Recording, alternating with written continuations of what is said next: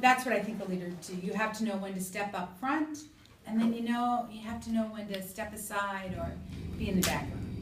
Definitely. Okay, so another question we have is, what are some of your weaknesses in being a leader? And even though you said like you think a leader is the one sometimes in the back, I mean, how do you feel about being like on top? Okay, so some of the you want to talk about maybe some weaknesses I feel or some challenges I have in being a leader. It's really hard not to take complete control.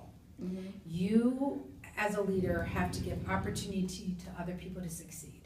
And sometimes they're going to fail, and that's okay. And sometimes I've failed, and that's okay.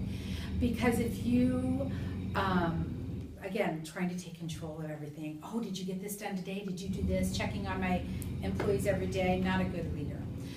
So I have to let them have opportunity to fail and succeed.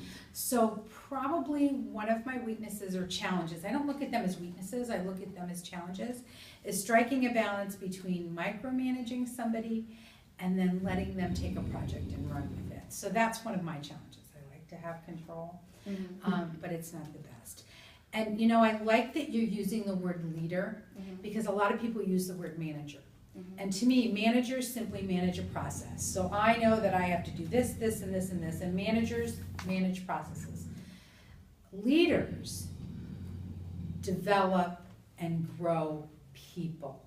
So you can be a great manager, but not a great leader, if that makes sense. So I think that's another challenge, not trying to manage everyone's day-to-day work, but developing those skills in them that are good and helping them be very successful in what they do. Definitely.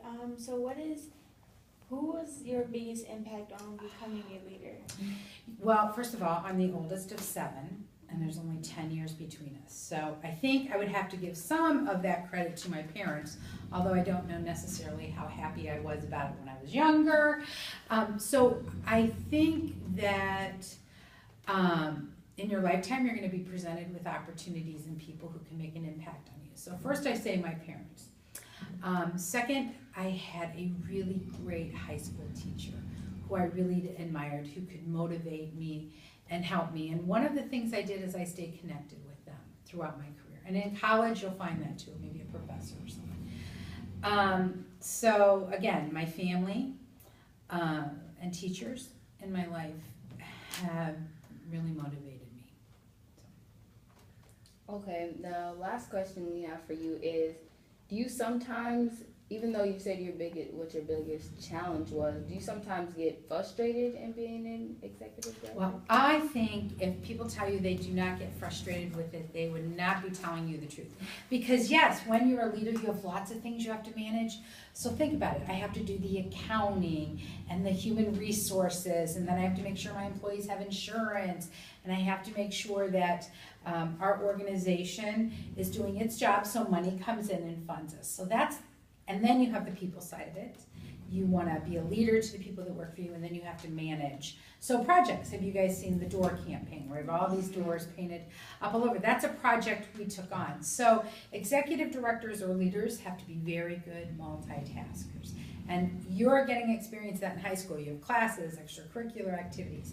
This program, good leaders can manage a lot of things at one time. And then again, remember the most important thing is making people feel good about themselves and giving more. I don't normally meet people and say, oh my gosh, what can they do for me?